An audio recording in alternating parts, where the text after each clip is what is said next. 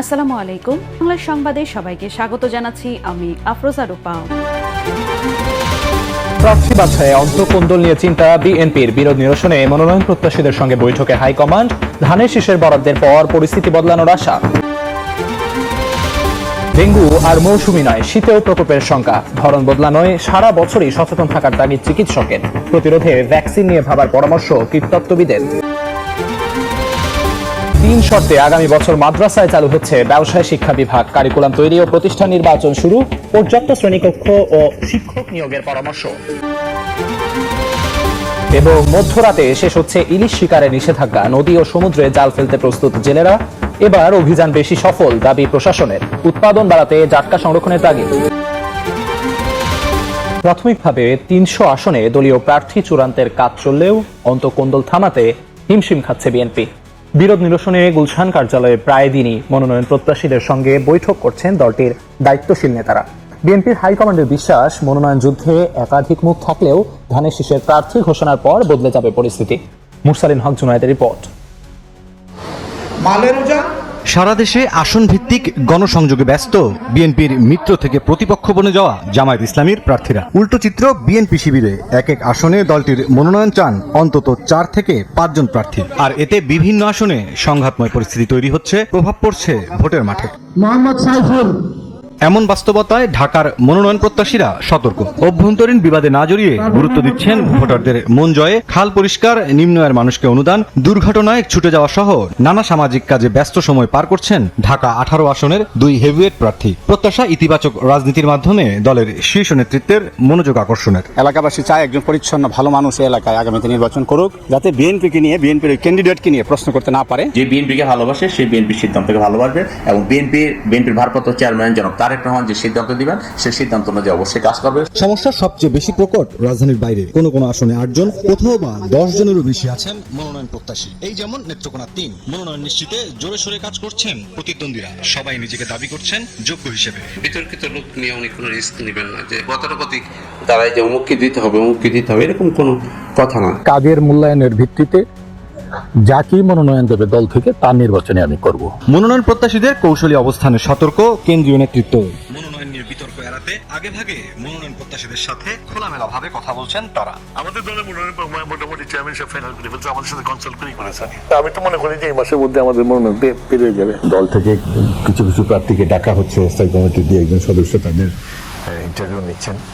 নেওয়ার পরে অ্যাক্টিং চেয়ারম্যানের সাথে আলাপ করে তখন সিদ্ধান্ত দেওয়া হবে। নেতাদের মতে দলের ভারপ্রাপ্ত চেয়ারম্যানের নির্বাচনে ঐক্যবদ্ধ থাকার যে বার্তা, তা বাস্তব রূপ নেবে চলতি মাসের মধ্যে চূড়ান্ত প্রার্থী তালিকা ঘোষণার পরেই। বিএনপি একটি গণসংগঠন, সেখানে তো কম্পিটিশন থাকবে, তবে এটা উত্তরণ করার মতো নেতৃত্ব আমাদের চেয়ারম্যান সাহেবের আছে, উনি এটা উত্তরণ করতে পারবে। যে যার কানেকশন কাজে লাগাচ্ছে।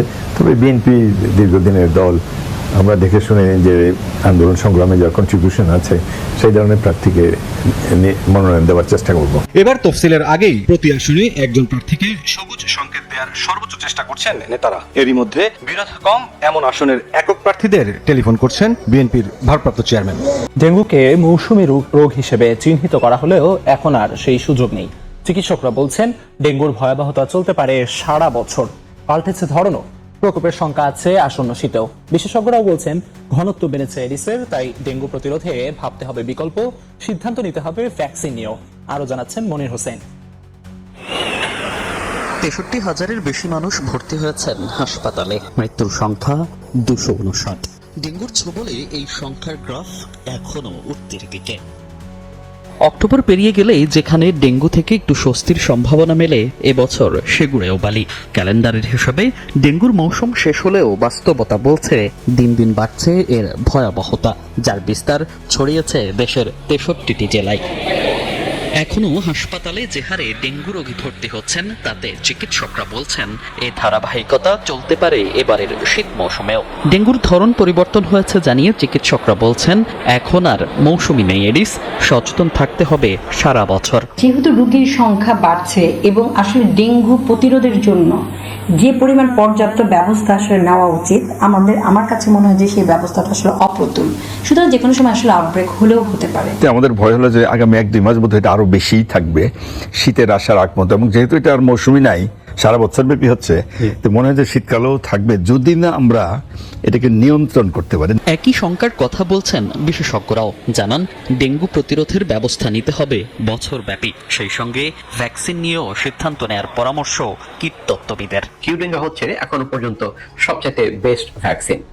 এই ভ্যাকসিনটি বাংলাদেশে প্রয়োগ করা যায় কিনা সেটি অনেক বড় সিদ্ধান্তের ব্যাপার। সকলকে মিলে একসাথে বসে তার অ্যাডভান্টেজ, ডিসঅ্যাডভান্টেজেস সবকিছু দেখে আমাদেরকে সিদ্ধান্ত নিতে হবে যে ভ্যাকসিন ডেঙ্গু নিয়ন্ত্রণে বাংলাদেশে প্রয়োগ করা যায় কিনা। ডেঙ্গু নিয়ন্ত্রণের যে প্রক্রিয়া চলছে সেটি আরও জোরদারের পরামর্শ বিশেষজ্ঞদের। মশা নিধনে সরকারের যে প্রচেষ্টা তা ডেঙ্গুর ব্যাপকতার কাছে নগণ্য, তাই এখন এ দায়িত্ব আমরা এবং আমাদেরকেই নিতে হবে। গড়ে তুলতে হবে সামাজিক আন্দোলন। সম্মিলিতভাবে টানা কয়েক বছর এই প্রচেষ্টা করলে এর ফল পাওয়া যেতে পারে বলে আশা করছেন বিশেষজ্ঞরা। আগামী বছর মাদ্রাসায় চালু হচ্ছে ব্যবসায় শিক্ষা বিভাগ। এরই মধ্যে কারিকুলাম তৈরি ও প্রতিষ্ঠান নির্বাচন শুরু হয়েছে। বোর্ড বলছে এই উদ্যোগ বাস্তবায়িত হলে ব্যবসা বাণিজ্যে অবদান রাখার পাশাপাশি ইসলামী ব্যাংকিং এ ক্যারিয়ার গড়ার সুযোগ পাবেন মাদ্রাসার শিক্ষার্থীরা। এই সিদ্ধান্তকে যুগোপযোগী বললেও বিভাগ খোলার আগেই পর্যাপ্ত শ্রেণীকক্ষ ও শিক্ষক নিয়োগের পরামর্শ শিক্ষাবিদদের। শাকির আহমেদের রিপোর্ট। 1780 সালে উপমহাদেশে আনুষ্ঠানিকভাবে আলিয়া মাদ্রাসা শিক্ষা ব্যবস্থার সূচনা হয়, যেখানে ধর্মীয় বিশেষায়িত বিষয়গুলোর পাশাপাশি সাধারণ শিক্ষার মতো জাতীয় শিক্ষাক্রম ও পাঠ্যপুস্তক বোর্ড এনসিটিবির কারিকুলাম অনুসরণ করা হয়। স্বাধীনতার পর মাদ্রাসা শিক্ষাকে যুগোপযোগী করতে মানবিকের পাশাপাশি বিজ্ঞান বিভাগ চালু করা হয়। তবে বারবার আলোচনা হলেও ব্যবসায় শিক্ষা বিভাগ চালু করতে পারেনি মাদ্রাসা বোর্ড কর্তৃপক্ষ। 2026 সাল থেকে দাখিল বা মাধ্যমিক পর্যায়ে নতুন এই বিভাগ চালু করতে মাদ্রাসা শিক্ষা বোর্ডকে চিঠি দিয়েছে মন্ত্রণালয়। এর মধ্যে পাঠ্যক্রম প্রণয়ন, সিলেবাস অনুযায়ী পাঠ্যপুস্তক রচনা ও উপযুক্ত প্রতিষ্ঠান নির্বাচন শুরু হয়েছে। স্কুল এবং কলেজের যে বাণিজ্য শাখার যে সিলেবাস কারিকুলাম ওটাকে আপনার ঠিক রেখে আমরা আমাদের এই বইগুলোকে ইসলামিক ফ্লেভারে ডিজাইন করব। এই বিভাগ চালু করতে হলে আগ্রহী প্রতিষ্ঠানের 8ম শ্রেণীতে কমপক্ষে 100 শিক্ষার্থী থাকতে হবে। লাগবে 2টি অতিরিক্ত শ্রেণীকক্ষ।